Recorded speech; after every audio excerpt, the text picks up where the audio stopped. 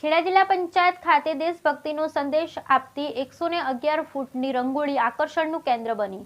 આદરણીય સાહેબ 15મી ઓગસ્ટ રાજ્ય ઉત્સવ નિમિત્તે 111 ફૂટની વિશાળ 3D રંગોળી 78મા સ્વાતંત્ર્ય પર્વની રાજ્યકક્ષાની ઉજવણી ખેડામાં થઈ રહી છે, જેના વિવિધ આયોજનથી સમગ્ર જિલ્લો દેશભક્તિના રંગે રંગાયો. હાલ નડિયાદની તમામ કચેરીઓ ભવ્ય રોશનીથી ઝગમગી, ત્યારે ખેડા જિલ્લા પંચાયત નડિયાદના આંગણે 111 ફૂટની વિશાળ 3D રંગોળી ખાસ તૈયાર કરાઈ. નડિયાદ તાલુકાના વાલા પ્રાથમિક શાળાના ગાંધીવાદી શિક્ષક હિતેશકુમાર બ્રહ્મભટ્ટે તૈયાર કરેલ આ ભવ્ય રંગોળીમાં સ્વાતંત્ર્ય પર્વ, રાજ્ય ઉત્સવ સંદેશ શાંતિ સાથે વહાવતા પારેવા તિરંગો, સલામી, લાલ કિલ્લો, અશોક ચક્ર સાથે ઢોલ, શરણાઈના સૂર, આવકાર, દીવડા, આશોપાલવ, તોરણો દેખાય છે.